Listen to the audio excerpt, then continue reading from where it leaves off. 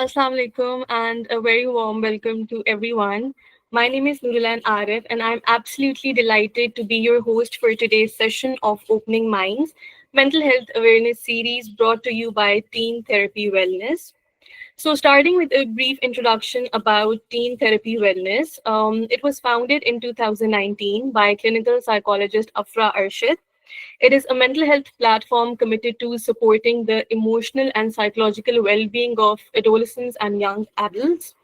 Through therapy, awareness campaigns, and community engagement, this platform has helped countless individuals navigate anxiety, trauma, grief, and identity challenges. Over the years, Teen Therapy Wellness has delivered impactful workshops in schools, universities, and corporate sectors, aiming to break the stigma around mental health and equip individuals with tools for emotional resilience. At the heart of Teen Therapy Wellness is Ms. Afra Arshid, a clinical and counseling psychologist with over 7 years of experience. She specializes in trauma informed therapy, emotion regulation, CBT, REBT, and psychoanalysis. Afra has conducted hundreds of one on one sessions with teens and young adults, and her commitment to community healing is evident in the many platforms she has trained, taught, and collaborated with. So, telling a bit about myself, I'm Nurulan Arif. I have completed my bachelor's in psychology from NAST, and currently I'm pursuing my MS in clinical psychology from Shifa Tamir Millat University. And we also have with us Uzma Majid, our talented social media manager. Uzma is a psychology graduate who handles all the digital creativity and outreach that keeps our community connected and informed. So, a big thank you to her for helping us bring these events to life across platforms. And it is now my honor to introduce our esteemed speaker for today, Hina Rizwan. So, Hina is clinical psychologist and trauma informed therapist with specialization in trauma work and addiction support. She received her training from the Arizona Trauma Institute, US, and holds certification in CBT and DBT from Psychotherapy UK. She holds an MS in clinical psychology from Zabist University, a mental health diploma from Allison, and is a proud member of the American Psychological Association and the Australian and New Zealand Mental Health Association. Hina works extensively with clients dealing with anxiety, grief, trauma, depression, abuse, family and relationship conflicts, and major life transitions. She also runs her private therapy space called Therapy Beans, offering one on one online therapy to people from diverse backgrounds. So, we are incredibly honored to have her with us today. And last but not the least, we extend our heartfelt gratitude to our generous sponsors who made this event possible: Amna Ansari, the mental health coach, Wellbeing Hub, and We Protect You. Your continued support and dedication to mental health awareness truly means the world to us. So, thank you for standing with us in our mission to open minds and hearts. So that was all from my side, and now we will officially begin our today's session. Thank you.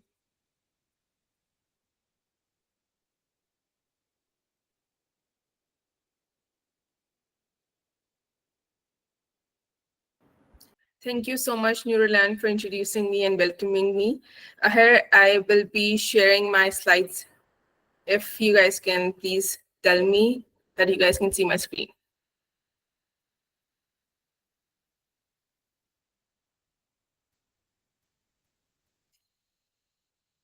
Can you see my screen? Yes. Okay. So first of all, thank you so much, Afra, for introducing me and giving me this opportunity to speak here on a very renowned topic that often goes unrecognized and not talked about: trauma-informed awareness from homes to school.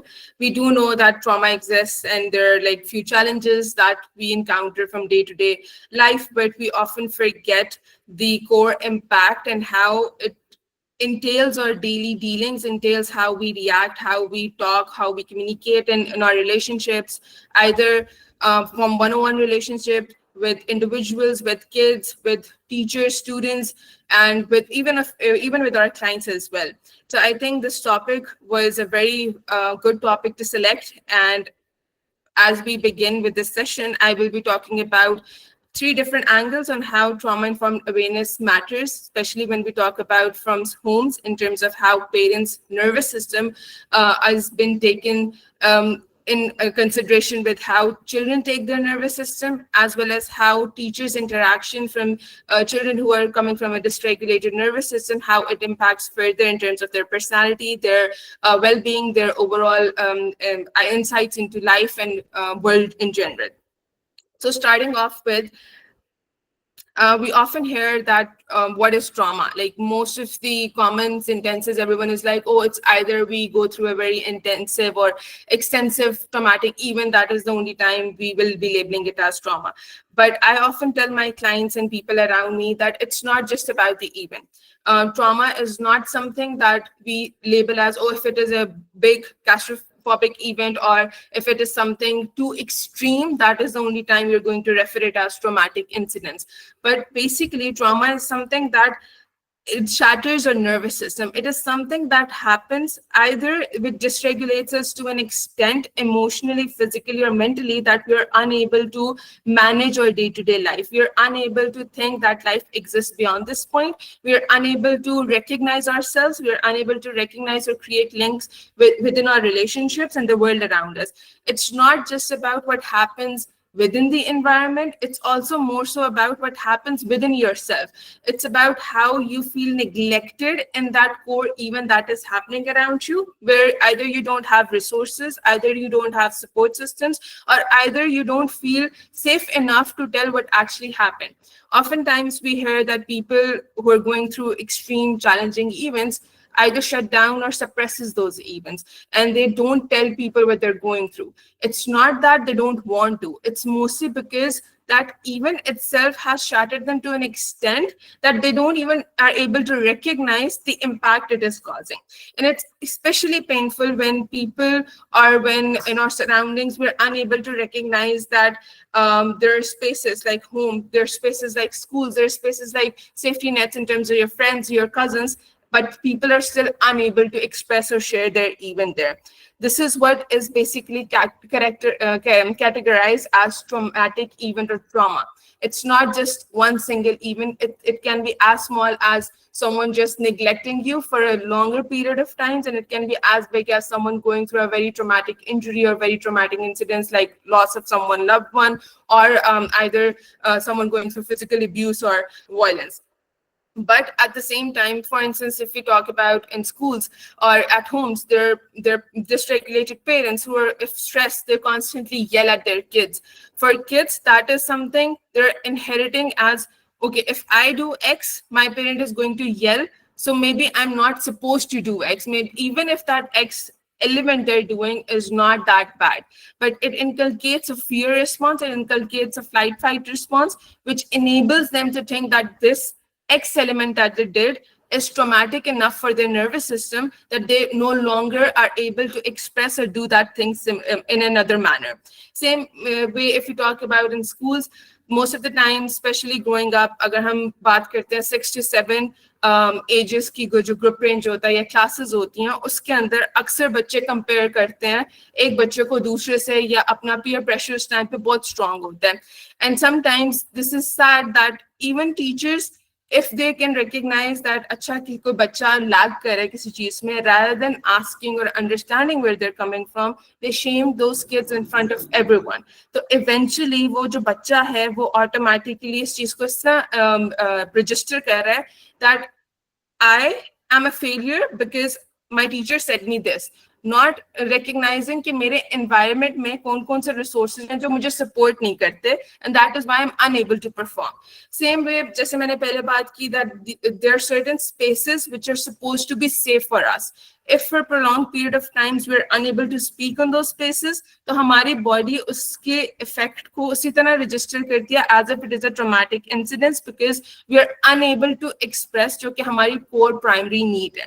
Same way, if you're growing up in a environment or a home of passive aggressive nature, for instance, एक भी parent अगर आपका passive aggressive है, तो आपके body constantly will be under the state of stress, and prolonged period of stresses do release certain hormones and do release certain chemicals which support कि आपकी body के अंदर, आपकी brain के अंदर slightest event where you're triggered will be registered as traumatic event because your body does not feel safe. So the core crux of understanding trauma is not about just the event. It's about registering or becoming aware of how your body feels under certain situation, how your body reacts under such certain situations. Then sometimes we, for instance, if I ask you guys basically this question, at times we recognize that someone we're talking to is not in the present. Someone we are talking to, we're trying to tell, especially if we talk about kids, they're either throwing tantrums or they're either not responding as they should. And we are often like, why can't you just listen to us? Why can't you just do what we're asking to do? If I ask anyone who can come up and tell me what's your immediate gut response in that moment when your child is not listening to you, when you're constantly saying something to someone and they're just not responding, what's the first thing that comes in your mind? It is perceived as a challenge to the authority या हमारी बात नहीं सुनी जा रही है, हमें समझा नहीं जा रहा. Bilkul. Anyone else who would want to Probably add? anger or frustration. Sorry?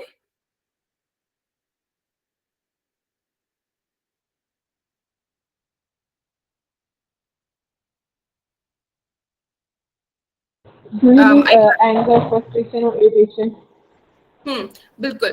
अब Usually, sometimes हम ये parents चीज feel anger, frustration, or irritation when a child or anyone else is not listening. Yes definitely, because अक्सर हो ये रहा होता है कि हम अपनी स्टेट में सामने वाले बंदे को पॉइंट अक्रॉस कराना चाह रहे होते हैं, उसको समझाना चाह रहे होते हैं कि you know what, this is what needs to be done. But अक्सर हम ये चीज भूल जाते हैं that what state are they in. Is their brain even in that receptive state to understand what we are trying to tell? Are they even doing this because they're in the present, or they're stuck somewhere? अक्सर clients, अक्सर लोग ये बात पूछते हैं that we are humans, we can't always figure out कि अगला अब शट डाउन में है, अगला अगर किसी स्टक फेस में है, जब तक अगला बताएगा नहीं तो वी कांट बी श्योर कि अगले की जिंदगी में क्या चल रहा है. While yes, that is true, but body language, certain cues do give another person an idea that someone is not at their best behavior or not at their best capacity. And this is not something कि कोई इंसान अगर stuck phase में है या किसी event से गुजरा या they're in that traumatic state, they're doing it because this is how they cope. Sometimes these things happen because it is not in their direct control. Involuntarily आपकी body react कर रही होती है, और body तभी react कर रही होती है जब आपका brain वो signals या brain उस reciprocity के ऊपर भी incline नहीं कर रहा होता. हम अक्सर ये चीजें सोचते हैं कि अच्छा this is so frustrating, this is so मतलब मेरी कोई वैल्यू नहीं है, मेरा बच्चा मुझे सुनता नहीं है या समझ नहीं रहा. पर हम अक्सर ये बात भूल जाते हैं कि हमने अपने बच्चे से पूछा है बेटा हुआ क्या है. हम अक्सर ये कहते हैं अच्छा ये तो रोज का है, कल भी इस तरह हुआ था, तुम्हारे उस दोस्त में मसला है, ये स्कूल इस तरह का है, कोई बात नहीं. These kind of statements immediately gives a response to their brain that maybe what we are telling them is not solid enough that it needs recognition.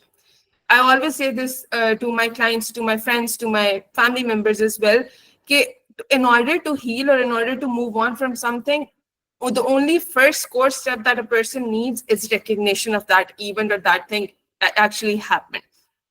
And हमेशा ये चीज याद रखें कि कभी भी आपका बिहेवियर बेसलेसली नहीं हो रहा था. There is something that the brain is giving those signals जिसकी वजह से हो रहा होता है. There is a very common theory about this which is known as the bottom up processing. It often says that sometimes हमारा जो brain होता है it operates in 3 different levels, in 3 different categories.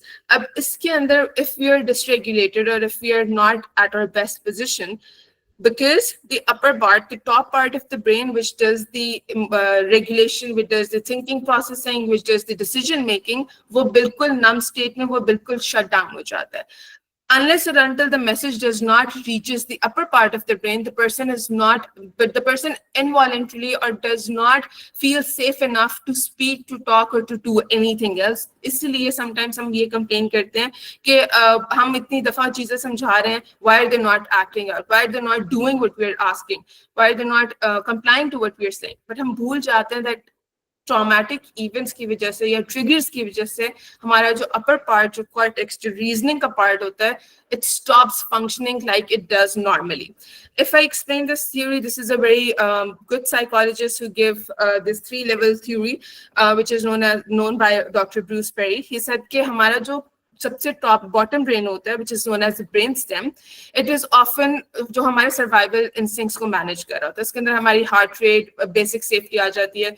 If you recognise कि कोई भी event हो, छोटे से बच्चे को भी अगर आप देखें, कोई जोर से भी दरवाजा बंद करके जाएगा तो बच्चा एकदम से डर के अपनी मूवमेंट चेंज करता है, या उसकी हार्ट बीट जो है वो तेज हो जाती है. उस टाइम पे हमारा जो बॉटम ब्रेन होता है, जो ब्रेन स्टेम होती है, जो इमोशंस या जो हमारे रिस्पॉन्सेज को रेगुलेट कर रही होती है, जो कि इनवॉलंटरी रिस्पॉन्सेज होते हैं, वो एक्टिवेट हो जाता है.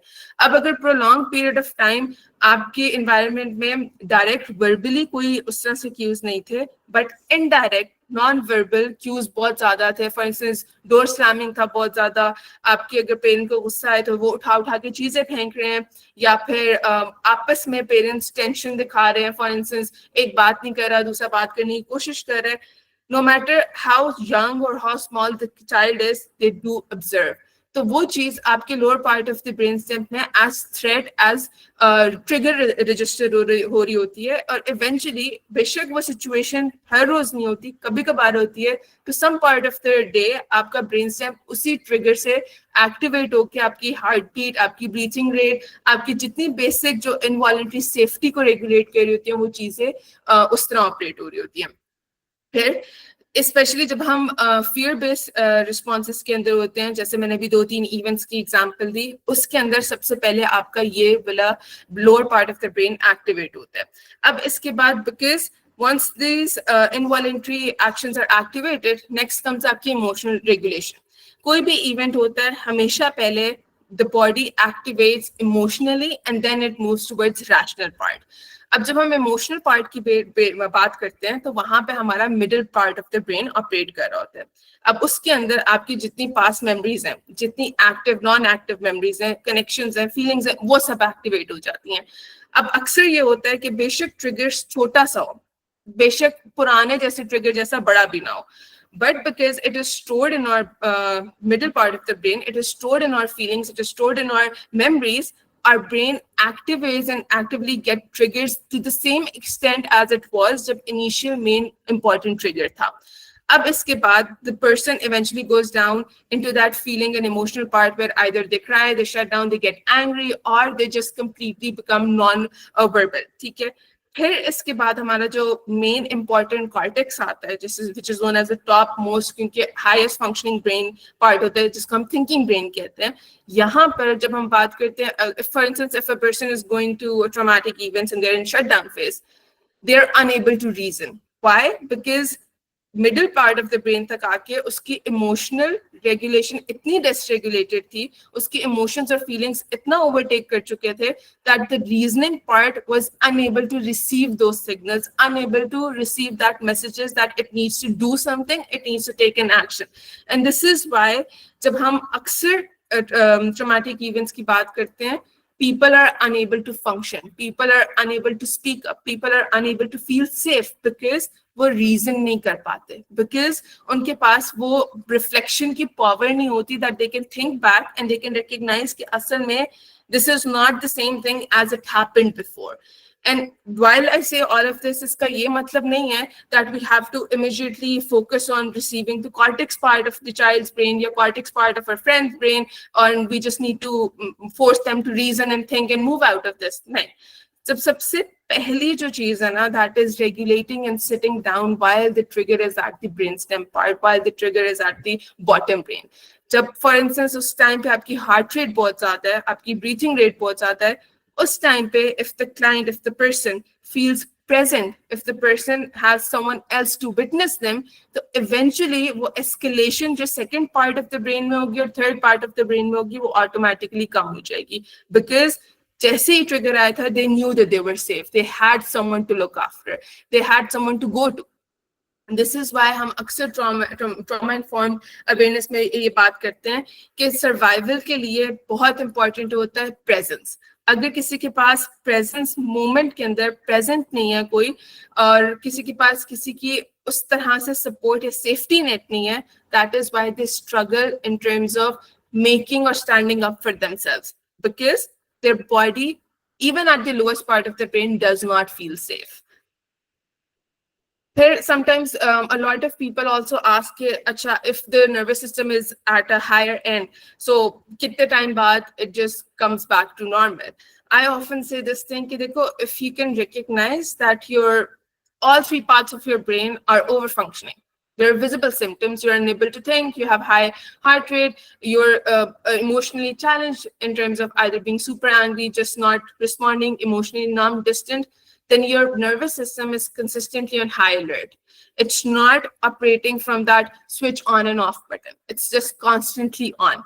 Ab is time per, when your nervous system is constantly on the high alert, आपका cortex completely shut down होता जाता है. That is why sometimes हम देखते हैं कि even though हमें पता है schools के अंदर that kid is a very good performative person, that kid scores 100%, but there are certain time loops where the kid is unable to perform. और हम अक्सर अपनी normal day-to-day communication में उस बच्चे को point out कर देते हैं कि आज तुम्हारी performance नहीं है, तुम्हारे marks अच्छे नहीं आए. But उस time पे the बच्चा does not registers it as, oh, I made a mistake. That kid registers it as, I am a failure because मेरे marks अच्छे नहीं आए. He's not thinking from that reasoning or reflective part. He's just thinking from his emotions. उसकी उस state में जितना वो इस चीज को register करेगा, वो अपने brain में वैसे ही उसको imprint करता है. Same way, because when we say that we are operating from that middle part of the brain, we as grown-ups need to understand कि उस time पे हम लोग किसी को जितना मर्जी force करते हैं to understand a certain concept or a thing, they will not, because the brain is not at the learning stage. The brain is eventually at just the feeling part, और वहाँ पे वो बिल्कुल shut down हो जाता है. So when we talk about why understanding brain is super important to become trauma informed in homes and school, eventually when you understand कि आपके brain के क्या levels operate हो रहे थे, तो आपके लिए easy हो जाता है to stay present with that person. Again, I will repeat, it's super easy if you see someone's heartbeat is escalating, don't offer them advice इस वक्त. Just sit with them. Just calmly, उनकी heartbeat या best उस वक्त solution ये होता है that you make an eye contact with that person. Because eventually वो बंदा आहिस्ता आहिस्ता normal state में आने शुरू हो जाता है. फिर once they're balanced at their lower part, then you can eventually talk about their emotions only if they're open to that, only if they want to actually share that. फिर उसके बाद आता है आपकी रीजनिंग. अक्सर हमारे यहाँ ये होता है, हम स्टार्ट करते हैं, किसी ने मसला शेयर किया, हम साथ ही उसको रीजन देने शुरू देते हैं. हम साथ ही उसको कहते हैं फलाना ये था, फलाना वो था, तुम ये करो तो मामला खत्म हो जाएगा. इस सारे प्रोसेस में we forget and overlook what that person actually needs in that moment. फिर उसके बाद I always say this thing that every behavior that people do or have always tells something to us. चाहे वो अच्छा behavior है, चाहे वो बुरा behavior, because behaviors, as much as we say are learned, are also responses of certain events that we go through. So instead कि हम अपने बच्चे को label करें that they're just being difficult, maybe we can ask them कि what is wrong. Maybe we can ask them, instead of asking what is wrong, we can ask them what actually happened to them. Instead of directly pointing out their issues, or instead of directly giving them advices, we need to sit with them first. We need to ask. पूछना मुश्किल बहुत लगता है, but एक दफा पूछ कर देखेंगे तो next time every conversation, every communication will eventually become easier. Abhi tak, if anyone has any questions, they're more than welcome to interrupt me in between. Main light चली गई थी, जो आप मुझे रिपीट कर दें, जो नीचे टॉपिक आपने किया पढ़ाया. Sorry? मैं कह रही हूँ लाइट चली गई थी ना, जो आपने पीछे नहीं पढ़ाया सेकंड स्टेप, वो एक बार रिपीट कर दें. Second slide. You want me to repeat second slide? Yes ma'am. Acha, wait.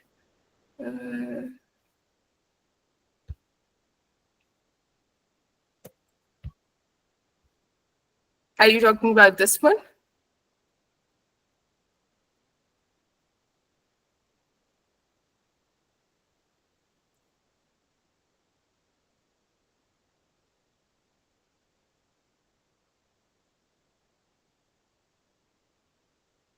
I think also at the end of it, there's a recording for this session as well, right?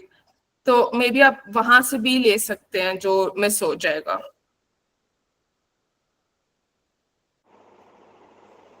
I have a question. Yeah.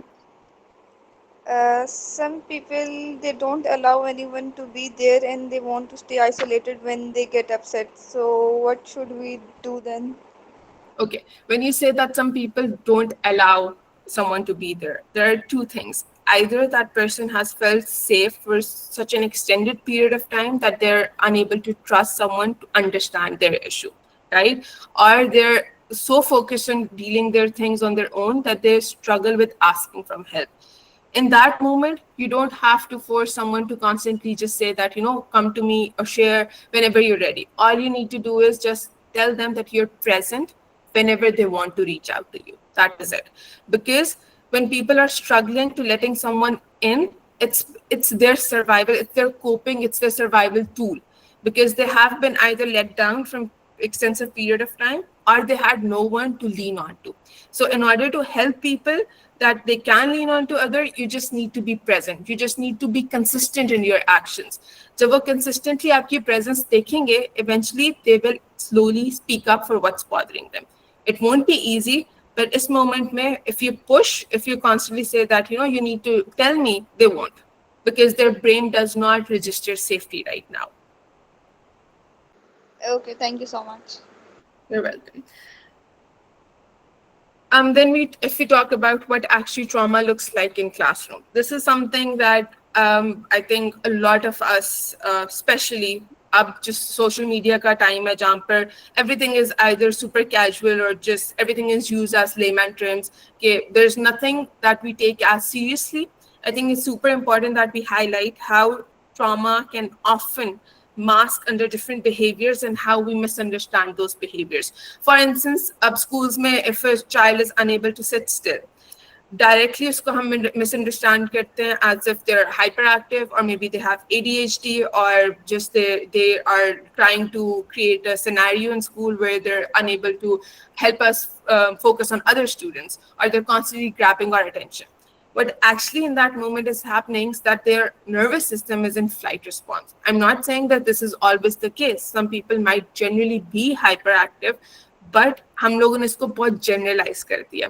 अब जब हम flight response की बात कर रहे हैं, बहुत important है कि हम देखें कि if that child is being super jumpy, they're moving from one step to another, they're unable to focus, they're having extreme high thoughts, and they're just constantly speaking a lot, and they're constantly fidgeting, they're constantly telling one thing another, and they're constantly distracted.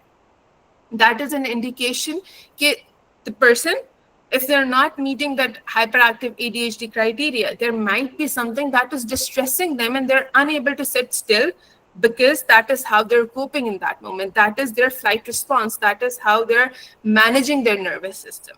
Second चीज हम अक्सर देखते हैं कि teachers complain that the child does not follow the instructions we are saying, और हम उसको अक्सर कह देते हैं कि नाफरमान है. घरों में भी हम ये बात अक्सर notice करते हैं. If the child is not obeying what we are directly asking them, so either they're disobedient, नाफरमान है, बात नहीं सुनते.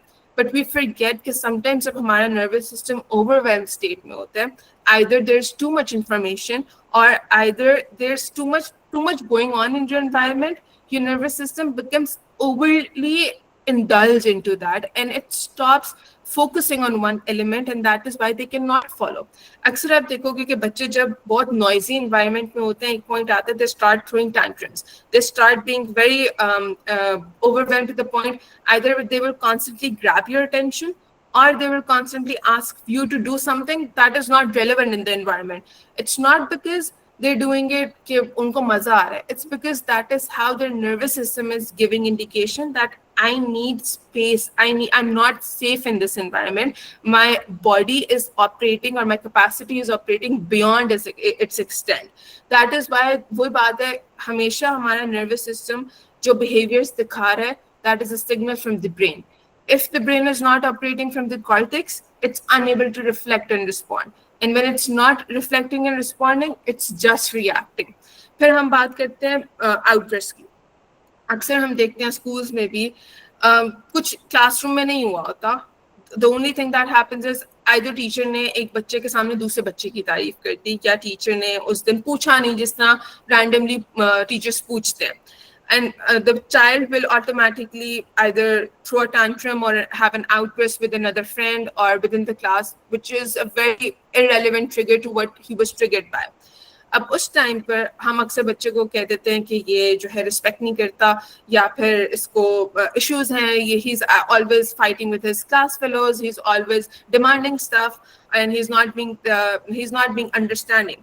अब उस टाइम पे बच्चा is operating from the fight response. Fight response में the core goal that is happening behind the bars is this, that I need to prove myself, that I need to fight for this thing. अब उस time पे बच्चे का anger भी आएगा, बच्चे का टैंट्रम भी होगा, बच्चा अगले को मार भी सकता है.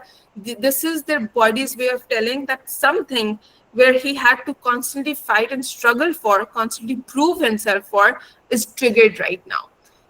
Mostly students के cases में ये चीज तब आती है when they have to prove something. That is when they will have constant random outbursts, चाहे वो emotional है या वो physical है. और अक्सर हम इस चीज को लेबल कर देते हैं कि बच्चा बदतमीज है, या तो एक्सट्रीम केसेस में वी लाइक कि इसको किसी चीज की हेल्प की जरूरत है, और आइदर इसके घर वाले ऐसे हैं. We forget that why that kid is doing. Then another very common thing that happens during classroom is zoning out. Starting में तो हम इसको नॉर्मल लेते हैं, but when once the child is in matric, O levels, A levels, तो अब तो ये बहुत कॉमन सोशल मीडिया टर्म बन गया. Oh I was just zoned out, oh I was just on dissociating. उसके डिफरेंट टर्म्स हमने बना दिए हैं, but this is not something to be very casually be proud of. Oh I was just zoning out. This is your nervous system's indication that it is in a freeze moment. It is unable to respond, it is unable to act, it is unable to decide, it is unable to take actions. और अक्सर हम इस चीज को lazy भी define करते हैं. हमारे घरों के अंदर बहुत कॉमनली कहा जाता है वो तो बहुत सुस्त है, उसको तो एक काम कहो तो वो 10 दिन में करेगा. Why? This is not a normal behavior. It is happening because आपका जो nervous system है, it's not in the present. It's either operating from the moment where it was stuck and it is still in that freeze, numb, dissociated moment. It's not being lazy. It's not a cool fancy term of calling each other, oh, I was just zoned out. ये हम अक्सर तब कर रहे होते हैं as a protective mechanisms because our bodies don't feel safe. फिर उसके बाद sometimes we see a lot of people are people pleaser in short. या फिर बच्चों का अगर हम specifically बात करते हैं, अपनी चीज खुद यूज नहीं करेंगे, दूसरों को शेयर कर देंगे, या excessively शेयर करेंगे, excessive compliments देंगे, excessively अपने friends को help करेंगे. और हम अक्सर कहते हैं कि वो हमारा बच्चा बहुत ज्यादा शेयर करता है और बहुत अच्छा हर चीज जो है दूसरे को दे देता है और दूसरे के बारे में पहले सोचता है. These kind of statements inculcates those conditioning where those kids eventually become people pleasers. And this is not something कि हम कहें कि oh this is they're doing it तो उनकी अच्छी आदत है. There should be a balance, right? और अक्सर क्लासरूम्स के अंदर बच्चों को लेबल किया जाता है टीचर्स पेट. अब टीचर्स पेट अगर कोई बच्चा बन रहा है, they're constantly complimenting teachers, they're doing favors for teachers, और जैसे बैग ऊपर लेके जा रहे हैं, नोट्स स्टाफ रूम में लेकर जा रहे हैं, they're doing it so that the teacher recognizes them. They're doing it so that the teachers holds them high in some value, or maybe at home or in their friends, they don't feel that much. They don't feel that valued. They don't feel that included, or they don't feel that important. And that is why they're pleasing others. That is why they're constantly putting दूसरों की needs in front of their own, so that they have some sort of attachment associated. And this is eventually an actual indication of a fond response, where your body is not able to reciprocate दूसरों की needs के accordingly. वो अपनी needs को minimise करके दूसरों की needs को प्रायोरिटाइज करते हैं because it's never feeling that much safe.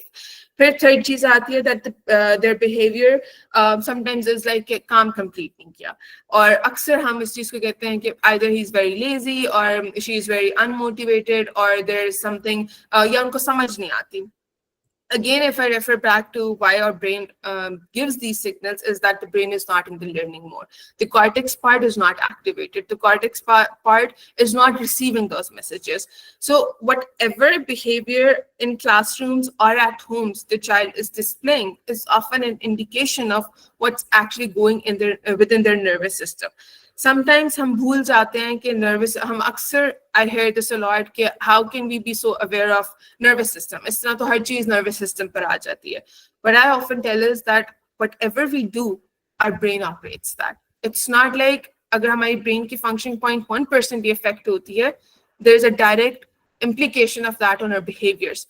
So how can we just say that forget about brain?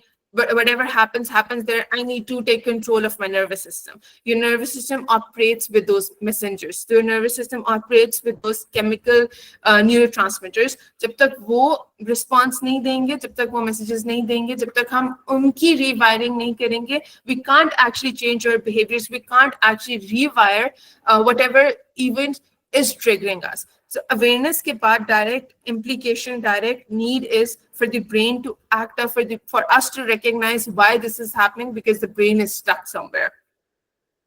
This was about school. अगर हम घरों की बात करते हैं तो वहाँ पर भी more or less स्कूल जैसे डायनामिक होता है, बट घर के अंदर इट्स मोर पर्सनलाइज. स्कूल में तो बच्चा अक्सर आसपास दूसरे बच्चों के बिहेवियर से भी लर्न करता है. घर के अंदर I emphasize this a lot. सबसे ज़्यादा जो बच्चा सीख रहा होता है वो अपने पेरेंट्स के साथ सीख रहा होता है. अक्सर a lot of mothers come and they're like, if we manage all of this thing, the other parent does not do it. So we are at the end of the day at point one. Yes, this is a very important concept कि दोनों parents को साथ लेके चलना होता है.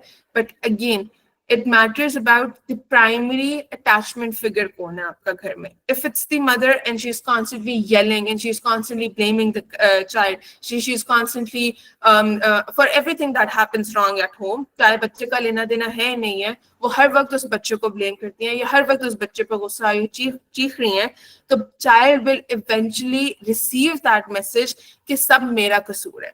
Even if that child grows up to be a teenager, adult, the child will have that inherent belief system. I need to be responsible for whatever happens in my environment. I need to make sure everyone around me is safe.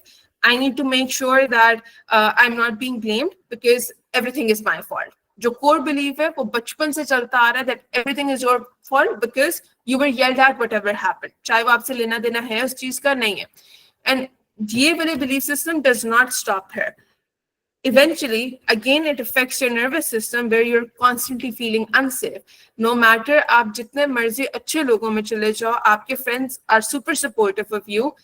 Zara sa slight change in their tone and their body language, if they're upset, you are constantly on edge because of that childhood conditioning where everything was your fault, where there was consistent yelling and blaming. Okay? Iske baad, for instance, if even one of the parents is emotionally unavailable, this is registered in our nervous system and in our body as we are not visible, we are not being seen, we are invisible. Why? Because जब हम बात करते हैं ना, physical connectivity बहुत important है for children. For us, it's one of our primary needs. Emotional connectivity and emotional presence matters as much as the physical.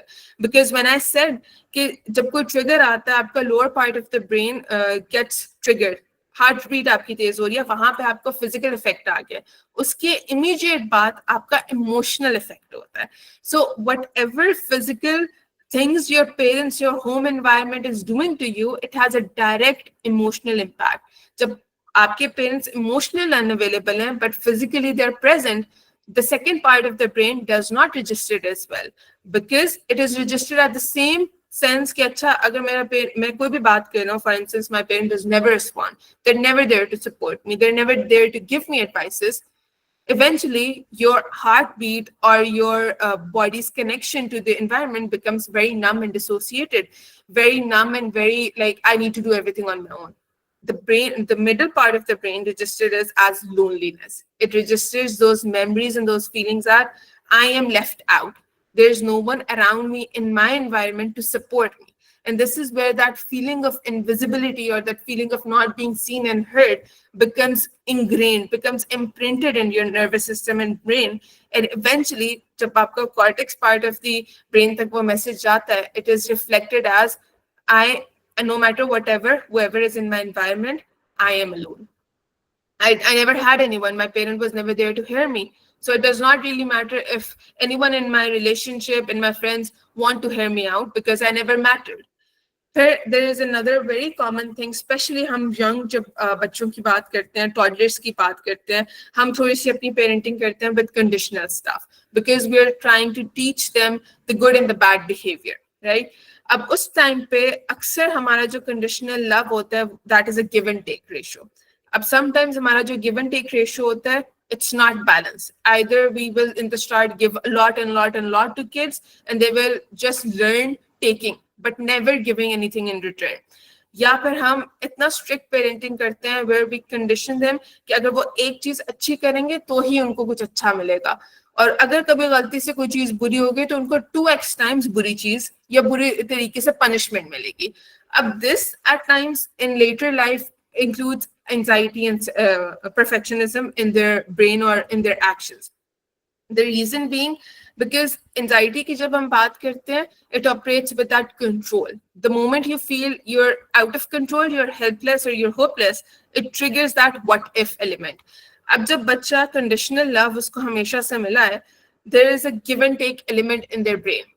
Every time they do something, there is a what if attached कि अगर मैंने मुझसे गलत हो गया या कुछ और हो गया because मुझे बचपन में X amount of punishments मिली थी, what if I fail, I'm going to get that.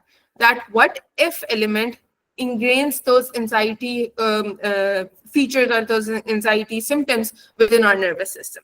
और फिर sometimes because हम anxiety के अंदर अपना the best कर रहे होते हैं या फिर हम चाहते हैं कि कुछ भी out of control ना जाए, eventually the child moves towards that perfectionist traits. Jahan par mostly it's not just about that they want to show themselves as perfect. They also want to show the world around them to perceive them as perfect. Because wo to apne end perfect kar rahe hain, but unka sara nervous system is operating from how another person perceives them. Agar koi galti hogi, the brain operates from the same part jahan pe unko conditional love mila tha. फिर अक्सर घरों के अंदर especially if we talk about a lot of Asian households, वहाँ पर gender silencing बहुत ज़्यादा common होती है. By gender silencing I mean घर में there's a boy and there's a girl, and every time your son does something wrong, माफ किया, कुछ नहीं होता, वो लड़का है, लड़के ऐसे ही होते हैं. But every time your daughter does something wrong, there is an extreme anger, there's an extreme frustration, there is yelling, there is blaming, there is scolding, there is everything. And then अक्सर बच्चों के अंदर हम ये चीज देखते हैं, अक्सर बच्चे हंसते हैं जब दूसरे बच्चे को डांट पड़ रही है कि वो अच्छा, sometimes नहीं भी होता, sometimes होता भी है.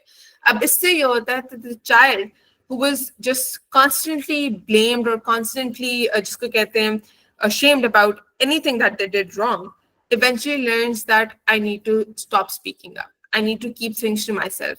I need to not express if anything is bad because I was never understood when I made a mistake. I was always scolded. Versus my brother, versus my anyone else in my home was from an opposite gender was never said anything. अक्सर ये चीज हम अगर Asian culture में बात करें तो females के अंदर ज्यादा होती है बिकॉज वहां पर बेटों को लड़कों को एक नॉर्मल प्रेफरेंस दी जाती है. अब बहुत से पेरेंट्स डिफरेंट तरीके पेरेंटिंग कर रहे हैं बट इवेंचुअली जब हम लार्जर स्केल पे बात करते हैं, this is one of the most common impacts that we as women face. Not because we want to do that, but because हमारी society ऐसे condition है जहाँ पे अगर आप कुछ गलत कर रहे हो as a female, you were the one to blame. But if a man is doing something wrong, oh उसके हालात ऐसे थे, उसकी conditions ऐसी थी, वो कुछ नहीं होता, वो सीख जाएगा. But they don't learn because they never got that opportunity to do that. Versus women, when they're gender silenced, eventually learns emotional numbness, and then they stop relying on anyone else. Then they stop expressing themselves. Then they start gaining that hyper independence, which is also labeled as a traumatic response. While yes, you need independence in this society, but just to a certain limit. फिर उसके बाद जब हम बात करते हैं neglect, often I tell clients and people that emotional unavailability and neglect more or less have a very similar sort of attachment and abandonment wound, because ये emotional wounds के अंदर आता है. अब जब आपका बच्चा, आप emotionally unavailable हो, the later step is you're just neglecting your kid. Either you're too busy at your work, either you just don't have enough resources how to take care of your child, either you were never prepared to have a child. At that time, you're just neglecting your child. You're not there for their physical needs, you're not there for their emotional needs, you're not there for your financial needs. Eventually, the child understands that, understands and learns that they're just abandoned. They're not preferred. They don't have a parent which claims to be a parent. So, जो neglect की condition है, even though we as parents we are doing it because either we are busy, but ये registered abandonment की तरह होता है. और हमेशा अक्सर people confuse कि neglect में it's just not catering to their needs when they're calling us. No, it's not just that. Neglect के अंदर physical, emotional, financial, spiritual सारी needs आ रही होती हैं, and then it is an abandonment. फिर once the child grows up, there is a very very common dynamic हमारे Asian culture के अंदर जिसमें आता है comparison. अब हम compare कर रहे हैं बच्चों को दूसरे बच्चों से out of inculcating that thing that they need to do more, they need to work hard. But ये बच्चा इस तरह register करता है that I don't have enough things to offer to be like I am capable. तो मैंने हमेशा compete करना है, चाहे मेरे से कोई positively अच्छा जा रहा है या negatively अच्छा जा रहा है. I have to always compete another person and never be happy with whatever I have. Sometimes this also includes selfishness traits and also jealousy element. जब हम jealousy element की बात करते हैं तो अक्सर people say कि नहीं बच्चे ने जो है किसी का बुरा तो नहीं चाहा और जो है उसने कुछ दिखाया भी नहीं है, it's just this कि उसका फलाना दोस्त ज़्यादा नंबर ले लेता है तो उसको अच्छा नहीं लगता.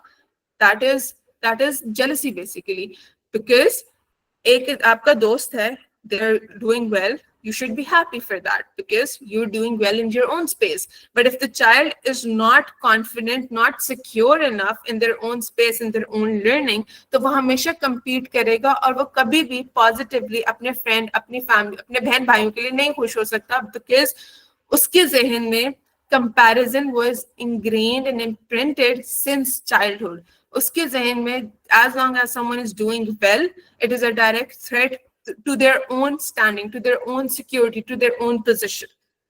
And sometimes I always say this thing कि घरों के अंदर the child does not need perfect home in terms of बड़े घर हैं और मतलब ढेर सारी चीजें हैं, it's all luxury. They don't need that in the start. What they actually need is parent and an environment where they feel safe. Parents and an environment that supports them, not just physically but emotionally, because आपकी जो personality बन रही होती है वो आपकी internal emotional brain framing और wiring की वजह, इट्स नॉट वो इससे नहीं बन रही होती कि आपके घर में कितनी चीजें हैं.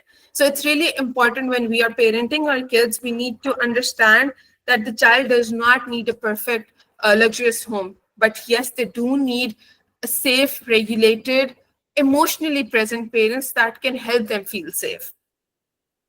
Here, I did mention this in the start as well. अक्सर because of these slight events जो कि हम recognize नहीं करते अपने बच्चों के अंदर, जिनका हमें पता नहीं होता, हम लेबल करने लग जाते हैं. नाफरमान है, जिद्दी है, बदतमीज है, बिगड़े हुए हैं. अब जैसे for instance, if we call children as बिगड़े हुए, there is a very common thing जो हम अक्सर भूल जाते हैं. Sometimes the kid is spoiled not because they had a lot of childhood love that is making them not understand this person's perspective. Sometimes the kid stops understanding another person's perspective out of their fear, because बचपन में अगर उन्होंने कोई बात रखी थी, there was always a taunt or always a neglect to stop understanding कि अच्छा अगर अगला मुझसे कोई बात करेगा मैंने जवाब ही नहीं देना, मैंने नहीं उसकी बात सुननी, because मेरी कभी किसी ने नहीं सुनी. इवेंचुअली ये जो बिलीफ सिस्टम्स हम बच्चों के बन रहे होते हैं, ये लेटर लाइफ में नहीं बनते, ये बचपन से बनने शुरू हो जाते हैं. और ऐसा भी नहीं है कि बच्चा पैदा होते सारे बिलीफ सिस्टम बना लेता है. When they are in that observation stage, that is where they observe and imprint those things. बेशक वो वर्बली नहीं बोल रहा, वो नॉन वर्बली सब चीजें असेस करता है, सब चीजें स्टोर करता है. इवेंचुअली आहिस्ता आहिस्ता उसकी बॉडी लैंग्वेज के अंदर, उसके वर्बल क्यूज में वो चीज आती है. एक और चीज बहुत कॉमन आती है, अटेंशन सीकिंग। समटाइम्स ये जो अटेंशन सीकिंग के ट्रेट्स होते हैं बच्चों के अंदर स्पेशली, और वो भी early on, it's a direct indication of how much they are heard at home. अगर बच्चा दिन में से 10 दफा अपनी अम्मी को बुलाता है और अम्मी उसको सिर्फ एक दफा रिस्पॉन्ड बैक करती हैं, the child is not being heard, right? ठीक है, if the parent is busy, then it's on the parents responsibility कि वो बच्चे को proper reasoning दें, बच्चे को बताएं that हाँ मैंने आपकी बात सुन ली है, मैं ये काम complete कर लूँ, then I'm going to get back to you. इससे the बच्चा feels safe and secure that the thing I want to say is being delivered, it is registered, it is heard, and my parent is responding me. अगर हम हर वक्त बच्चों को कहते हैं जाओ अभी, तो बच्चा is like कि maybe I don't matter. फिर बच्चे different तरीकों से attention seeking करते हैं. Either they will throw things, either they will throw tantrums, either they will argue, either they will annoy another of your child. ये चीजें फिर तब आती हैं because core inherently the child is feeling something which we are not understanding. फिर sometimes we often say कि एक बच्चा बहुत चुप रहता है और दूसरा हर वक्त बोलता रहता है, तो ये इतना चुप क्यों है? Maybe the other child who speaks a lot, you are constantly giving that child the attention. The one who is quiet is not being reciprocated, is not being asked either. Sometimes it's like a dynamic when there are two childs and one is being preferred more over another, तो बच्चे को नहीं पता कि उसको क्यों preference दी जा रही है. बच्चा उसको इसी तरह रजिस्टर कर रहा होता है कि शायद मेरी वैल्यू या मेरी एसोसिएशन या मेरी जगह इस टाइम पे इतनी मैटर नहीं करती, and this is why I should remain quiet. But if you ask that child कि बेटा do you want to be part of it, basically the core thing over here is that you need to include that child. The more you include, the more you'll see कि वो eventually confident feel होंगे. Sometimes बच्चे अपने बहन भाइयों से भी intimidated feel करते हैं, especially if one child is more intelligent than the other. They feel like कि parents क्या वो favorite है, पेरेंट्स उसको प्रेफर करेंगे, तो शायद मैं चुप रहूंगा तो maybe I will be a peace keeper and my parents will like me because I don't cause problem. तो ये चीजें हमें उनकी बॉडी लैंग्वेज में, उनके क्यूज में नजर आ रही होती है. एंड इट्स नॉट कि उनकी पर्सनैलिटी बन गई है, it's just that their nervous system is showing these things in certain ways. This is something that I often ask people as well. There are a few signs of dysregulated child. If anyone knows anything that they'd like to add here, feel free to do. If you guys have observed a dysregulated child in your surrounding or your siblings, anything that you'd like to share your experience, please feel free to do that.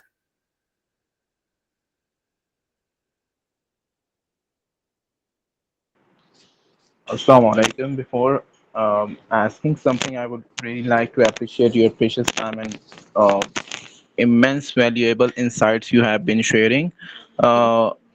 A few things I've been observing, especially in the families where they are whether not really qualified or uh, I rather should not comment on that. But the thing I observe कि होता ये है कि मुझे ऐसा लगता है कि there could be some other better ways कि अगर एक बच्चा आपकी बात नहीं मान रहा तो उसको रियली अर्ली एज जो उसकी होती है, लाइक इवन वो जो होता है लाइक 3 years का भी इसी तरीके से नहीं होता, तो वेदर या तो आप उसको स्केप करने के लिए कोई डिवाइस दे देते हैं, या तो आप उस पर गुस्सा कर रहे होते हैं, या तो आपको उसको किसी चीज़ से डरा रहे होते हैं कि वो आपकी कमांड्स या डिमांड्स को फॉलो नहीं कर रहा, तो आप उसे डरा रहे होते हैं कि वो आ जाएगा या ये हो जाएगा. तो ये किस तरह का एटीट्यूड है और लाइक इसको किस तरीके से मतलब आपने उस बच्चे से अपना रिलेशन ही नहीं बनाया ना कि चीजें यहाँ तक आ रही हैं. बिल्कुल बिल्कुल. इस पे मैं एक चीज जरूर बोलूंगी कि देखें, जब हम बच्चे को कोई टूल दे रहे हैं या गैजेट दे रहे हैं तो हम बच्चे को सेफ्टी और कम्युनिकेशन नहीं सिखा रहे हैं, हम बच्चे को डिस्ट्रैक्शन सिखा रहे हैं. तो जो मैंने बात की थी ना कि अक्सर हम लोग ओवरवेल्म हो जाते हैं, या फिर अक्सर बच्चा जोन्ड आउट है, या अक्सर बच्चा ओवर गिवर है या ओवर ईगर है, तो जब हम ये डिस्ट्रैक्टिव टूल्स अर्ली ऑन 3-4 साल के बच्चे को दे रहे हैं तो हम उसके नर्वस सिस्टम को वो फ्रीज और फॉन रिस्पॉन्सेज खुद से सिखा रहे हैं। वो चीजें हम उसको बता रहे हैं कि अच्छा अगर तुम्हें कोई चीज फॉर इंस्टेंस तुम्हारा कोई आउटबर्स्ट होता है, तुम्हारा कोई टैंट्रम है, हमसे नहीं मैनेज हो रहा एज अ पेरेंट, तो चलो ये गैजेट दे दो। The nervous system registered as ठीक है, I need to shut down, I need to just I have this distraction, now I need to focus here. वो जो इमोशंस थे, वो जो फीलिंग्स थी, वो बच्चे की रजिस्टर नहीं हुई, वो बच्चे की अवेयरनेस में भी नहीं आई, वो ऑटोमेटिकली दूसरी चीज पे शिफ्ट हो गई है। व्हेन वी से कि how do we need to manage this, I specifically, I don't know what other therapists do, but I encourage parents a lot on this, at least don't give children devices or distractive tools at least till they're 9-10 years old. ठीक है, for some time of the period, as a reward, you can share activities and tools while you're sitting with them. But अगर आप उनको directly उनके especially emotional outbursts या especially tantrum के time पे कोई distracted tool दे देते हैं, तो बच्चा learns to soothe themselves through that tool rather than the primary caregiver, rather than the human connection. और eventually ये चीजें फिर उसकी later on relationships के अंदर या later on उनके behaviors के अंदर when they are trying to convey something, वो नजर आता है। क्योंकि बिकॉज हमारे अब पेरेंटिंग स्टाइल्स में थोड़ा सा डिफरेंस ये भी है that we are more becoming focus on being friends with our children, but हम भूल जाते हैं sometimes being friends also mean that you guide or you do something for your friends that is better for them, even if they like or they don't like. You need to do that. So with children as well, if you recognize that this is not something okay for the child, especially in this age, you need to stop that. Because बच्चा उस age में हर चीज की जिद कर सकता है, because वो age ऐसी है. You being a responsible adult need to tell them कि ये चीज नहीं मिलेगी. हाँ, अगर आपका बच्चा बहुत ज्यादा tantrums थ्रो करता है, बहुत ज्यादा dysregulated है, then it is an indication for something that is missing in their environment. इसकी redirection ये होती है, at times I recommend that see if you're connecting with your child emotionally or not. जब बच्चा first sign दिखाता है of their distress, what is your response? Are you regulated or do you become dysregulated as well? If the child is being dysregulated and showing first signs of dysregulation, are you reacting or are you sitting with that child? Are you listening to them or are you just directly telling them कि ये करो ये करो? और अक्सर at times I've observed this as well कि parents बच्चा अगर रोना शुरू होता है, सारी चीजें जो उसके आसपास है उसको दे देते हैं. The child becomes overwhelmed. The child does not understand इस time पे कि मैं किस चीज से soothe out करूँ. वो हर toy को पकड़ता है, हर toy को explore करेगा. At the end of it, he or she will eventually cry again. Why? Because the nervous system is either too overwhelmed or too dysregulated that it craves for connection. उसको physical terms या physical चीजों से मतलब नहीं है, उसको primary caregiver से connectivity चाहिए. So it's always very very important, जो मैं भी बाद में भी बात करूंगी, कि आपकी as a parent अपनी regulation both count करती है while regulating your child as well. I hope this answers your question. Yes, exactly. Thank you so much. And as we are short of time, so I would rather not disturb by adding or asking another thing. So kindly continue. Thank you so much. Thank you so much. So when we talk about signs of a dysregulated child, this is a few checklists that I often suggest parents to look for. Look for those if your child is in the fight, flight, freeze or fawn states, which is very easy. Fight के अंदर या तो बहुत ज़्यादा anger outburst होगा या फिर वो बहुत ज़्यादा tantrum दिखा रहा है. In flight, the child will either be in that quiet state, they're either not speak up, they're either not react, talk. In the freeze state, emotional numbness होगी. और fawn states के अंदर बच्चा बहुत ज़्यादा overgive करेगा, अपनी people pleasing करेगा, attention seeking behaviors दिखाएगा. ये चीज़ें an indication of a dysregulated child. Then see if the child responds to small stresses with big reactions. छोटी से छोटी बात, आपने उसका ग्लास उठा के कहीं और रख दिया. See if the child throws a massive tantrum. This is not normal. It's happening because either there is an accumulation of smaller triggers which are adding on to this big reaction. Then recognize that if your child have a pattern of emotional shutdown or overcompliance, अक्सर बच्चे जो peace keeping या stressful environment के अंदर होते हैं वहां पे बच्चे adopt this caregiver role of creating safety and peace in their environment. तो वो हर चीज के साथ बस एग्री करने चाहते हैं, even if those things are in direct contact with their needs or not, they will just agree. Why? Because they don't want to cause more tension in their existing environment. So this is also a very, very important marker for understanding if your child is dysregulated or not. Then look for if they're having trouble trusting their adults or peers. This is a very important thing because हमारी जो primary safety की need होती है उसके अंदर there is a connectivity in terms of trusting another person in your circle. If the child does not trust you, trust their friends, trust anyone in their family, this is the very important marker that the child is going through something and they're not operating from their regulated nervous system. फिर उसके बाद check if they have any control behaviors like perfectionism. अक्सर हम बहुत बचपन में देखते हैं कि बच्चा बार बार अपनी चीज लिख के रब करता है, सही भी लिखी हो हम उसको बार बार कहेंगे कि बेटा ठीक है, तब भी वो रब करेगा. This is an indication that there is something stuck, something they observed, something that they felt, which is causing them to achieve that perfectionism जो कि उनको बार बार नहीं satisfy कर पा रही. So all these, there are eventually a lot of more, but these are common ones जो कि हम अपने environment में easily, especially if you're not trained into these trainings, आप तब भी देख सकते हैं. फिर उसके बाद then comes responding with regulation and co-regulation. अक्सर हम ये चीज देखते हैं that डायरेक्टली जैसे मैंने पहले बोला हम बात करते हैं कि आपने ये चीज क्यों की, why didn't you do X, why didn't you do Y when I was telling that. Again, it's happening because that part of the brain is not being activated. When we talk about regulating and co-regulation, यहाँ पे 3 चीजें काम करती हैं, 3 R's. That is how I describe. सबसे पहले चीज regulate करना होता है बच्चे को so that their cortex part activates. अब regulation के लिए पहला part important ये है that you yourself are regulated. If the child is being dysregulated and you are reacting, the child does not learn safety. The child learns reaction, right? But if the child is reacting, you're just sitting with them and you're like, ठीक है बेटा, I understand you're upset. Do you want to talk? Do you want to share? Or do you just want me to sit with you? The child will be like, अपना सारी बातें बता के, he or she will himself ask. Ma'am, Hina, Yes. sorry to interrupt you, but हमने 4 PM पे इस session को and करना था, तो मतलब थोड़ा सा आप जल्दी कर लें so that हम Q&A सेशन की तरफ फिर चले जाएं. ठीक है, I think it's just 2 or 3 slides left. Okay, thank you. So when we talk,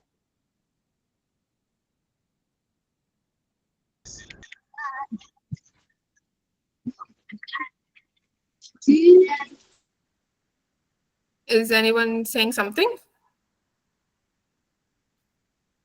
अच्छा, खैर जब हम regulation की बात करते हैं इसके अंदर it's important that you are not reacting when the child is reacting. Then eventually once you're not reacting, you're regulating the child's nervous system by either sitting with them. Then comes that emotional connectivity जहाँ पे आप relate कर रहे हो उसके साथ. अब relate करने का ये मतलब नहीं आप बच्चों को कहना शुरू हो जाओ, ओ हाँ ये तो मेरे साथ भी हुआ था जब मैं छोटी थी, ये हुआ था वो हुआ था. This is not being relating. जब relate करने की बात आती है, it's important कि चाइल्ड जो बात आपसे कर रहा है आप वो बात fully presently सुन रहे हो. You're tuning with their body language, you're tuning with what they're saying. And it's important कि जब बच्चा बात बता रहा है, instead of directly saying कि ओ अच्छा इतनी बड़ी बात नहीं है, you ask them why they're upset about it. What's bothering them on this? और इसके बहुत से तरीके differently होते हैं. That for instance, if the child is crying, all you have to do is sit. That will build up the emotional connectivity as it is. If the child is reacting, they're angry, just let them say whatever they have to say and then ask them, do you want to talk or do you just want it to let this all out? This is how the child will eventually feel like, acha, my parent or my friend is being there for me. फिर उसके बाद once they have set out their emotional impact, they've regulated their nervous system, फिर आप reason कर सकते हो. जिस तरह हमने brain के 3 parts बोले थे, regulation और co-regulation के भी यही 3 parts हैं. जो regulate part है, that is for the brain stem, right? फिर उसके बाद जो relate part है, that is for the middle brain, the limbic system. फिर जो reason का part है, that is where the cortex comes into play. अगर आपकी ये ऊपर वाली दोनों चीजें आप step wise नहीं चलोगे, you can't reach that reasoning part. There are two types of regulation. One is self, which basically means you're managing your own regulation, and then co-regulation. Once you're in your regulated nervous system, तभी आप दूसरे को अपने सामने वाले को safe feel करा सकते हो. For what to say in terms of co-regulating, अक्सर हम बोल देते हैं what is wrong with you. But I always encourage clients and parents to say this, that I understand something super hard or bad is happening right now. Do you want to sit with me in a bit? Do you want me to sit with you? This helps the most, especially आपके अगर बच्चे growing age में. फिर उसके बाद अक्सर हम गुस्से में कह देते हैं, why can't you just behave?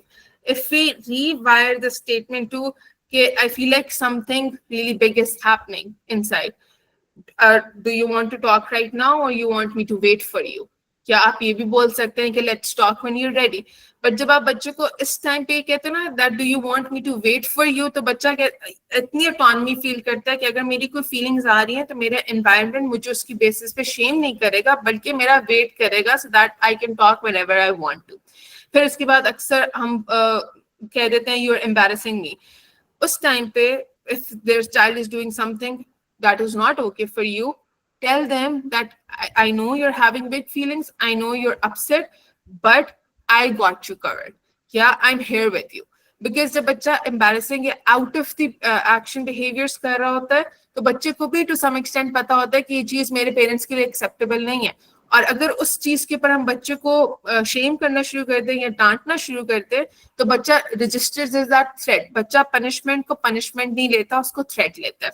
फिर अगर हम देखते हैं you're overreacting, इस टाइम पे इट्स इम्पॉर्टेंट कि हम बच्चे को कहें कि देयर फीलिंग्स मैटर, बिकॉज कोई भी रिएक्शन, किसी बिहेवियर, किसी बात का आउट ऑफ द प्लेस नहीं आता. It comes from some reason. Either that reason is that they don't like what happened, और that it is too much for their body to handle.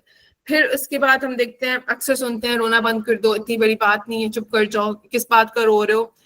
We need to tell children from a very early on that it is okay for them to cry. No matter चाहे छोटी सी छोटी बात ही क्यों नहीं है, if they are crying, that is their body's or nervous system way to self-regulate, and which is okay. Everyone has a different self-regulatory mechanism.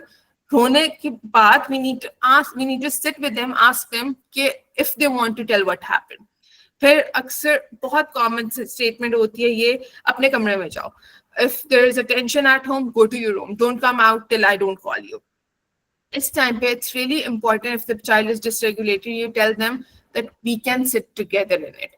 We can sit and breathe together. We can sit and do some activity which will help both of us to feel better. Because if हम extreme stressful situation में बच्चे को कहते हैं अपने कमरे में जाओ, वो इसको register करता है as abandonment, वो इसको register करता है as parent being non emotionally available, because if I go to my room, I am on my own, I have to deal things खुद से. फिर I always say this thing that for your child, for your environment, especially if you're in that adult role, you are the intervention.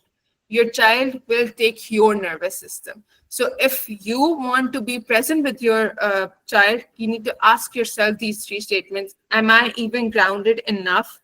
If you're talking or responding to them, are you reacting or are you responding? Do you have enough capacity to actually offer them safety in this moment or not? हमेशा ये चीज याद रखें कि जो भी आप अपने बच्चे के साथ रिलेशनशिप प्रिपेयर कर रहे हो या आप अपने बच्चे को कुछ चीज सिखा रहे हो, उसमें रिपेयर के एलिमेंट आपके रिएक्शन से ज्यादा मैटर करता है. By repair I mean how you are interacting, how you are forgiving, how you are taking their actions matters more than what you are doing, how you are reacting. घर normal for all age ranges, in order to co-regulate, हमेशा starting में a direct eye contact helps. I'm not saying कि अगर बच्चा extremely dysregulated है, आप उसको पकड़ के कहो नहीं भाई ये मुझसे eye contact ही करना है, नहीं. But if the child is distressed, you don't have to tell him make an eye contact. Slowly start looking into his or her eyes, and then eventually say them कि अच्छा hold my hands, touch my fingertips, see how I'm breathing, do you want to follow my breathing? Aahista Aahista आप देखोगे कि बच्चा starts coming back into that regulation. फिर especially अगर dysregulation है, never use high pitched voice, never use high voices because it triggers the nervous system more. Always use small shorter sentences and a very calm voice because उससे आपका brain automatically safety की तरफ जाता है. फिर it's very important for smaller kids to call out their name. If they're dysregulated, उनका नाम लेके उनको reassure करें that you are there. Because जब हम dysregulated होते हैं, हमारा brain at times is unable to recognize itself. So if you're calling out your own name या उनका नाम, so it's easier for brain to understand and accept that you exist there.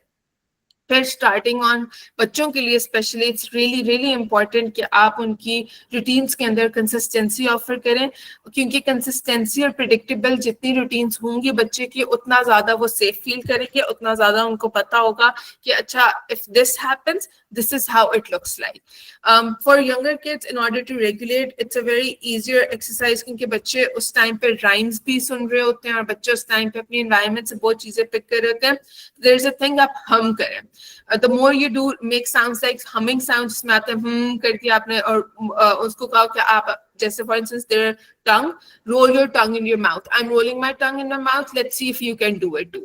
तो आहिस्ता आहिस्ता बच्चों के साथ जब आप engage like as an activity engage कर रहे हैं, उनको नहीं पता ये regulate हो रहा है, but their nervous system starts coming out of that fear threat responses. फिर उसके बाद for instance अक्सर ऐसे for very small kids especially जिनको अक्सर parents उठाते हैं, they can put hand on your chest and you say them, see you are safe with me. In same way आप उनके chest पे हाथ रख के कह सकते हैं I am safe with you. तो child learns that safety anchor point इस तरह. It's not like कि हर दफा ये possible होगा, but बच्चे को ये एक anchor point मिल जाएगा. If they are distressed, they can go to their mother, they can go to their father. There is something that they can feel and then feel safe. Teens के लिए, especially growing up children's के लिए, it's important that they prefer some privacy. They prefer alone time before coming to you. If your child is asking कि मैं बाद में बताऊंगा या मैं बाद में करूंगी, don't force in that moment. Give this surety to that child that ठीक है, आप अपना time low, I will be waiting for you. इस वेट का ये मतलब नहीं है कि अगले दिन आप उसको कहो मैंने कल पूरा दिन वेट किया था, तुमने मुझे बात नहीं बताई. नहीं. The child will automatically come tell you once they are sure, once they feel secure enough in your presence that you won't scold them for waiting, you won't shame them for not coming to you because their nervous system was not receptive in that moment. फिर उसके बाद instead of giving them direct reasoning, always ask. Always ask, चाहे वो छोटी सी छोटी बात भी है कि do you want me to tell something? Do you want me to share something? Yeah, you just came here to talk. Do you want me to do something for you? जो curiosity के element होता है, especially teens or adults के साथ, that helps you repair your relationship a lot. And this was all from my end. At the end, I would again say being trauma informed, especially with your children or in classroom, it's not just about being perfect. It's not just about being super aware. It's more about presence. It's more about patience and how you practice being there for them.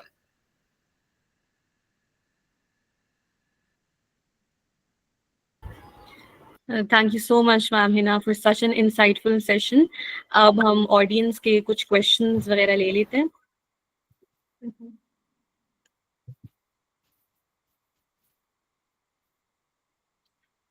We can ask, would you like to talk about it sometimes? The what question? Yes, definitely. Sometimes the what question is more triggering. That is why हमेशा what question तब पूछना चाहिए जब बच्चा उस emotional state से बाहर आ जाए. अगर बच्चा emotional state में आपको नजर आ रहा है, उस time पे what actually matters is you just sitting there with them. You just being present with them. अच्छा, if the person does not show any cues, देखिए जो मैंने बात की थी कि हार्ट रेसिंग हो रही है या बच्चा शैलो डीप ब्रीथिंग नहीं कर पा रहा या वो बिल्कुल चुप हो गया, नम हो गया, कोई भी रिएक्शन होता है बच्चे का, तो इट्स नॉट जस्ट कि वो फिजिकली दिखाएगा. समटाइम्स कुछ बच्चे फिजिकल रिएक्शंस नहीं दिखाते बट वो इमोशनल रिएक्शंस दिखाते हैं जिसके अंदर आइदर वो अपने बहन भाइयों को मारेगा, अपनी चीजों को अपना कमरा मैसी कर देगा, बिल्कुल चुप हो जाएगा, या बहुत ज्यादा एक जगह एक चीज पे फिक्सेट हो जाएगा, या फिर वो बहुत ज्यादा रोना शुरू हो जाएगा, या फूड अवर्जन से खाना शुरू हो जाएगा. That is an indication that there's some sort of stressor within their nervous system that is not being dealt with. Physical reactions एक चीज है, emotional reactions एक चीज है, और कुछ चीजें आप जैसे फॉर इंस्टेंस अक्सर बच्चों का स्लीप साइकिल भी डिस्टर्ब हो जाता है बिकॉज आइदर आपकी एनवायरनमेंट स्ट्रेसफुल है. तो इट्स नॉट जस्ट कि बच्चा फिजिकल सिम्टम्स दिखाएगा, बच्चा नॉन वर्बल सिम्टम्स भी दिखा सकता है व्हेन दे आर डिस्ट्रेस्ड और when they are dysregulated. Yes. What will happen if the child is having those trauma? Sorry, as in what will happen if the child is having those trauma grow up? Are you talking about those traumatic events being added up, or are you talking about the child being growing up within those traumatic events being unregistered or not spoken about throughout their life? I didn't get your question, Maheen Zara. Can you repeat, please? अच्छा, how to differentiate that these responses, behaviors are trauma responses or personal. अच्छा देखिए, अब जब अगर हम बात करते हैं personality issues की, तो personality issues are basically traits, ठीक है, वो तब भी exist करेंगे जब trigger हो या ना हो. But when we are talking about traumatic responses, ये responses तब होंगे जब trigger या overactive nervous system होगा. It won't be there persistently or throughout your life. Yes, normal day-to-day functioning में ये वाले आपके रिएक्शंस या बिहेवियर्स नहीं होंगे, बट अगर ये रिएक्शंस आपके बिहेवियर्स persistent रहते हैं, चाहे कोई इवेंट या ट्रिगर है या नहीं है, then this is the behavioral issue, then this is the personality issue that is not being looked upon. Especially अगर हम aggression की बात करते हैं या हम बच्चों का बहुत ज्यादा झूठ बोलने की बात करते हैं, तो we need to incline कि वो किन situations में, is it just at home, is it in 3-4 different situations, is it in 3-4 different situations, or it's just when there is a certain trigger.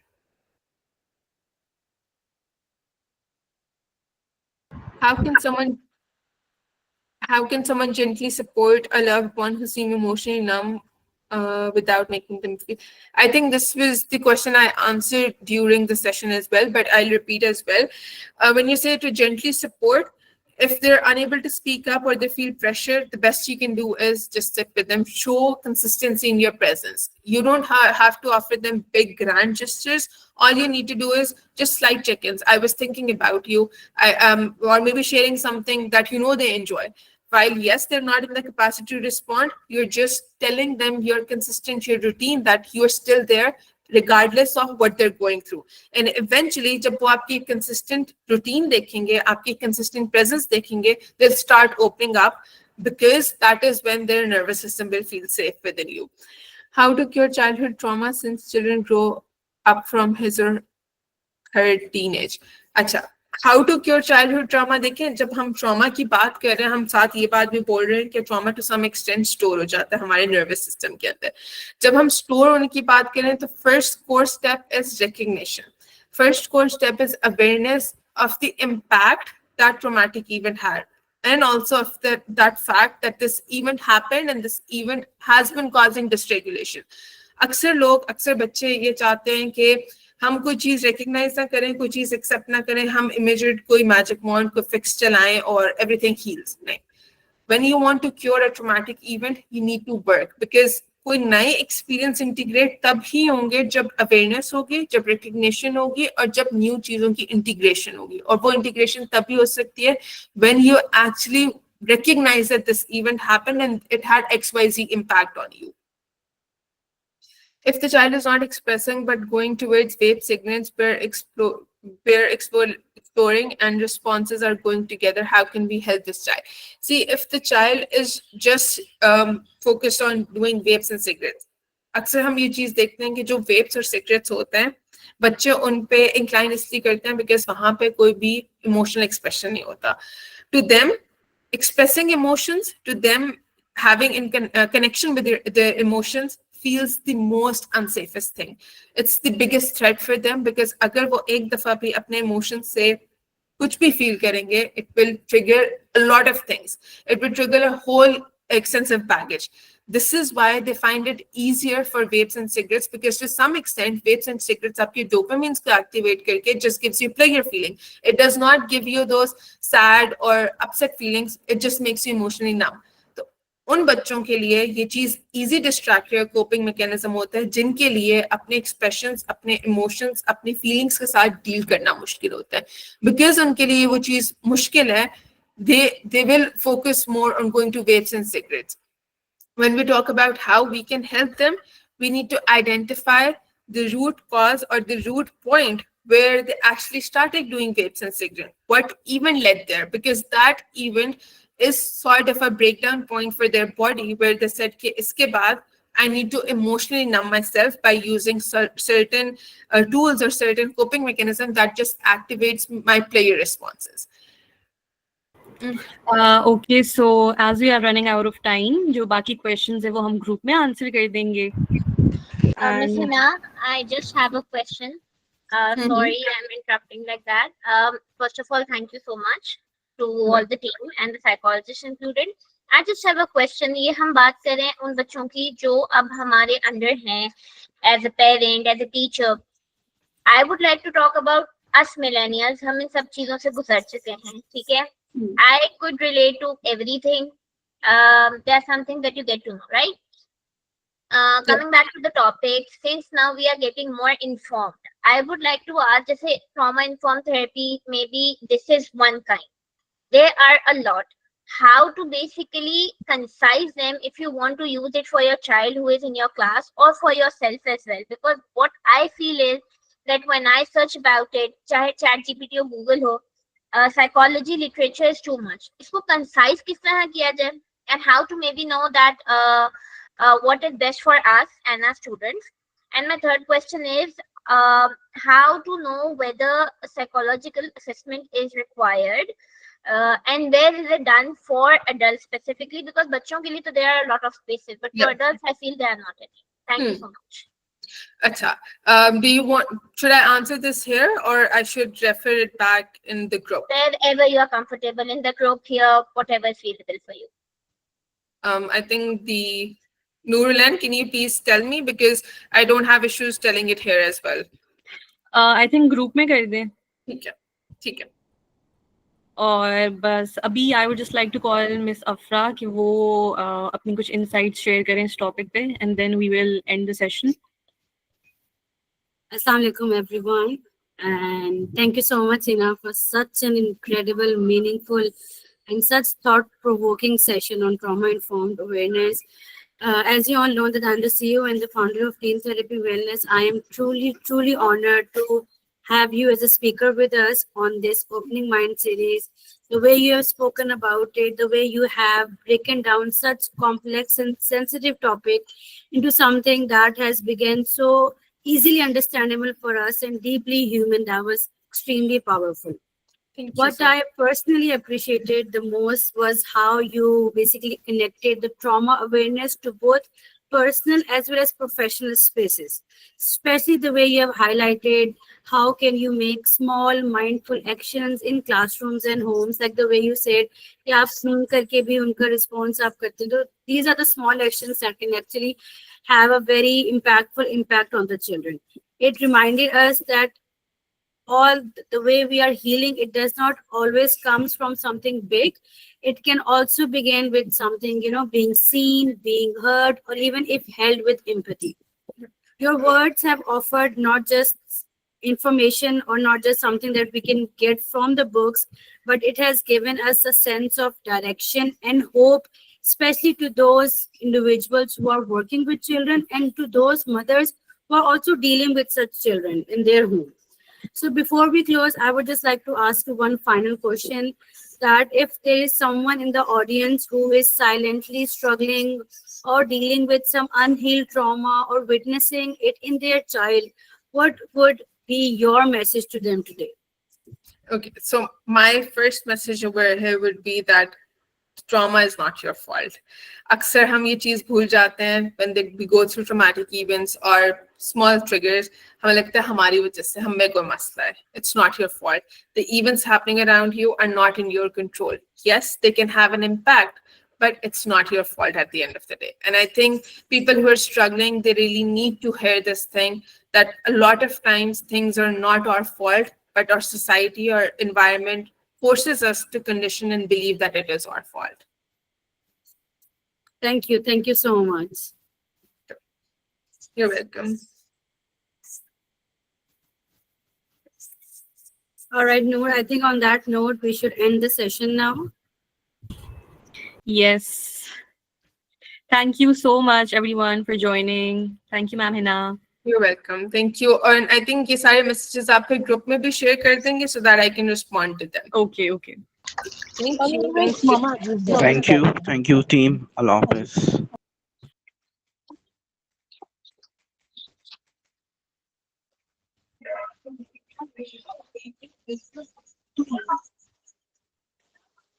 Thank you.